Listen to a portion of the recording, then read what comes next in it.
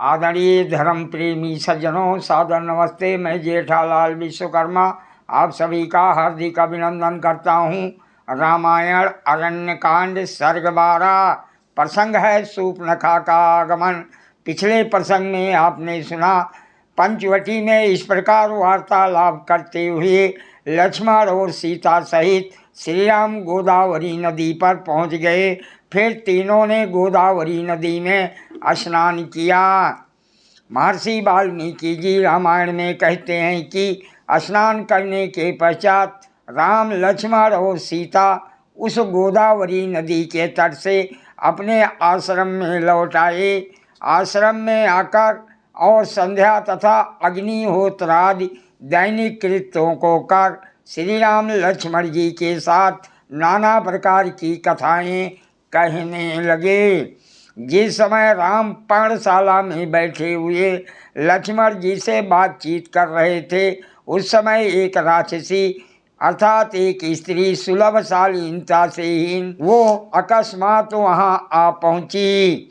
उसका नाम शूर्पणखा था और वो रावण की बहन थी। राम के पास पहुँच और उनके रूप लावण को देखकर वो राक्षसी काम से मोहित होकर उन पर आसक्त हो गई।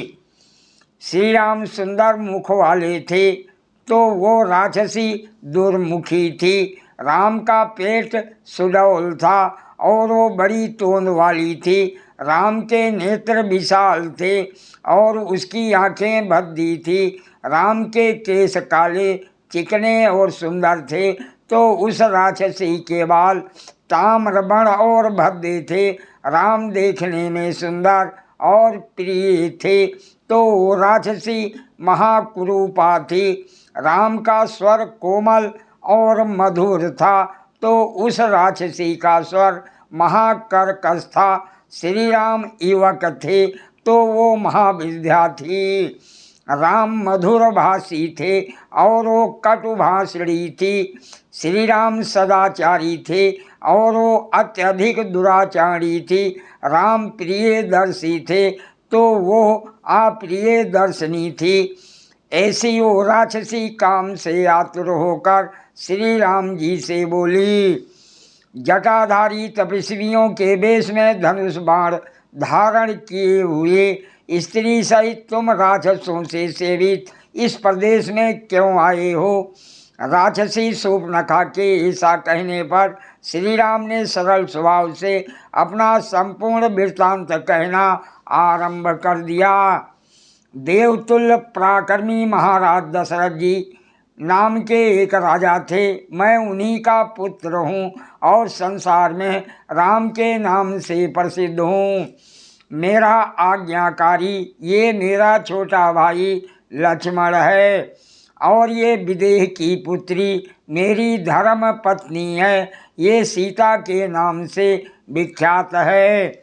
अपने पिता सम्राट दशरथ और माता की आज्ञा से प्रेरित होकर मैं तप रूपी धर्म सिद्धि के लिए तथा पिताजी की आज्ञा पालन करने की आकांक्षा से इस वन में आया हूँ। अब मैं तुम्हारा परिचय जानना चाहता हूँ। तुम बतलाओ कि तुम कौन हो, किसकी स्त्री हो अथवा किसकी कन्या हो, यहाँ तुम किस लिए आई हो? इन सभी बातों का ठीक ठीक उत्तर दो।